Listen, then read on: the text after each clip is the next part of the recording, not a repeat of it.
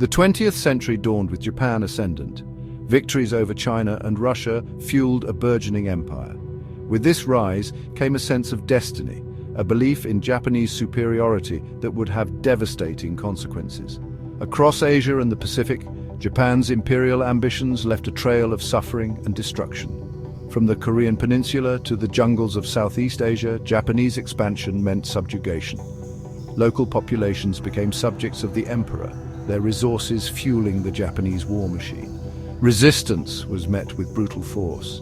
The seeds of future atrocities were sown in these early years of conquest. The true horrors of Japanese imperialism unfolded during the Second World War. Fueled by militarism and a belief in its own racial superiority, Japan embarked on a campaign of conquest across Asia and the Pacific. From the rape of Nanjing to the horrors of Unit 731, the Japanese military showed a chilling disregard for human life. Few events encapsulate the brutality of Japan's wartime conduct like the rape of Nanjing. In December 1937, the Japanese Imperial Army stormed into China's then capital. What followed was a 6-week orgy of violence against civilians that stands as one of the most horrific episodes of the 20th century. Japanese soldiers, fueled by a toxic mix of nationalism and racial hatred, were unleashed upon the defenseless city. Men, women and children were slaughtered indiscriminately. Mass executions were commonplace, often carried out with chilling cruelty. The waters of the Yangtze River ran red with the blood of innocents. Beyond the staggering death toll, estimated between 200,000 and 300,000. The rape of Nanjing was marked by its depravity. Tens of thousands of women were subjected to systematic rape. Japanese soldiers, egged on by their superiors, engaged in acts of unimaginable cruelty and sexual violence. The scars of those weeks in Nanjing would forever stain the soul of a nation. While the rape of Nanjing stands as a testament to the brutality of conventional warfare, the activities of Unit 731 reveal a darker, more insidious aspect of Japan's wartime atrocities. Shrouded in secrecy, this biological and chemical warfare research unit conducted experiments on human subjects that rivaled the horrors of Nazi concentration camps. Operating under the guise of a water purification unit, Unit 731 established a sprawling complex in Japanese-occupied Harbin, China. There, prisoners of war and Chinese civilians became unwitting subjects in experiments of unimaginable cruelty. Vivisection, often performed without anesthesia, was commonplace. Diseases were injected into healthy individuals to study their effects. Frostbite experiments, forced pregnancies, and the testing of chemical weapons were just a few of the horrors inflicted upon Unit 731's victims. The unit's commander, Shiro Ishii, and his staff operated with impunity, their work sanctioned by the highest levels of the Japanese government. The full extent of Unit 731's crimes remains unknown, but the available evidence paints a chilling picture of systematic barbarity.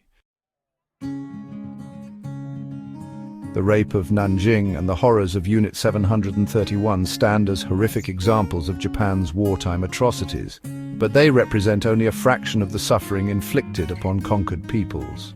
From the forced labor camps of Southeast Asia to the comfort women system that enslaved hundreds of thousands of women and girls, Japanese imperialism left a trail of broken bodies and shattered lives across the Asia-Pacific region.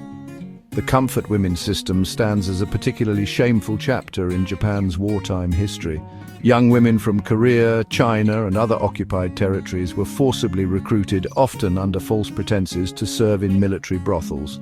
Subject to systematic rape and abuse, these women endured unimaginable suffering. Many died from disease, mistreatment, or suicide. Beyond the physical and psychological trauma, the comfort women system left a legacy of shame and stigma that continues to haunt survivors to this day. Many were ostracized from their families and communities, their suffering silenced by a culture of shame and a reluctance to confront the past. Section 5. The Roots of Imperial Violence. To understand the horrors perpetrated by Imperial Japan, one must delve into the toxic brew of nationalism, militarism, and racial ideology that permeated Japanese society in the years leading up to the war. Fueled by a sense of destiny and a belief in their own racial superiority, Japan's leaders embarked on a path of aggressive expansion that would have catastrophic consequences. The Meiji Restoration of 1868 marked a turning point in Japanese history. Embracing modernization and Western technology, Japan embarked on a rapid process of industrialization and military buildup. This newfound strength fueled imperial ambitions, leading to conflicts with China and Russia, both of which Japan won. These victories, coupled with a carefully cultivated narrative of Japanese exceptionalism, created a climate of national arrogance and a belief in Japan's right to rule over its Asian neighbors. This sense of entitlement, combined with a deeply ingrained culture of militarism, created a climate where brutality and disregard for human life could flourish. A Section 6 international law, broken on the battlefield.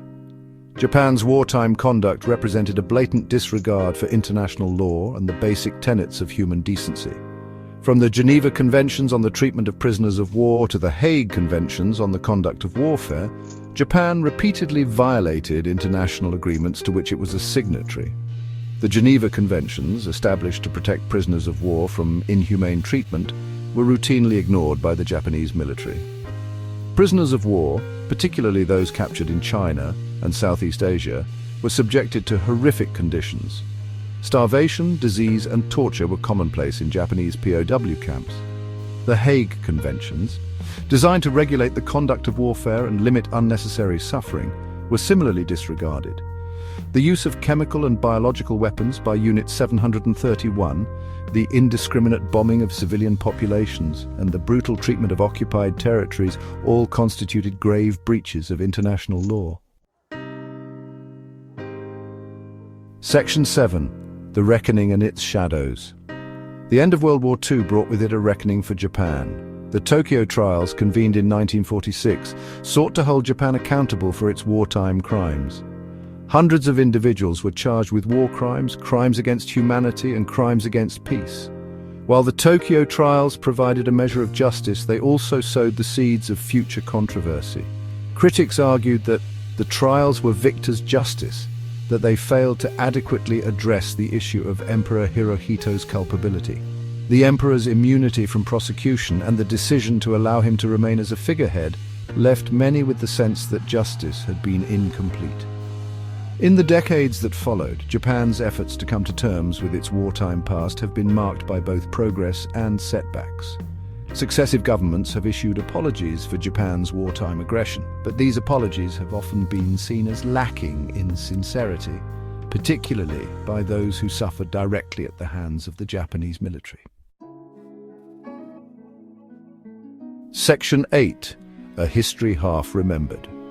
Japan's struggle to reconcile with its wartime past is perhaps most evident in the ongoing controversies surrounding history textbooks, Yasukuni Shrine, and the issue of comfort women. These issues continue to strain relations between Japan and its neighbors, serving as a constant reminder of the enduring legacy of wartime atrocities. The debate over history textbooks centers on the way in which Japan's wartime past is portrayed to younger generations. Critics argue that Japanese textbooks often whitewash or downplay Japanese atrocities, fostering a sense of historical amnesia among young people. Yasukuni Shrine, a Shinto shrine in Tokyo that honors Japan's war dead, including convicted war criminals, has become a lightning rod for controversy. Visits to the shrine by Japanese politicians, including prime ministers, are seen by many as an affront to the victims of Japanese aggression. Section 9. Iwo Jima and the Long Shadow of War. In April 2025, Emperor Naruhito and Empress Masako made a historic visit to Iwo Jima to commemorate the 77th anniversary of the battle. The visit, the first by a reigning emperor to the island, was a poignant reminder of the enduring legacy of World War II and the importance of remembrance. Iwo Jima, a tiny volcanic island in the Pacific Ocean, was the site of one of the bloodiest battles of the war. Over 20,000 Japanese soldiers and nearly 7,000 Americans died fighting for control of the island. The battle, immortalized in the iconic photograph of US Marines raising the American flag on Mount Suribachi, came to symbolize the ferocity of the Pacific War. The Emperor's visit, while largely symbolic, was seen by many as a sign of Japan's willingness to confront its wartime past. By honoring the dead of both sides, Naruhito acknowledged the shared sacrifice of war and the importance of reconciliation. However, the visit also highlighted the ongoing challenges Japan faces in coming to terms with its history.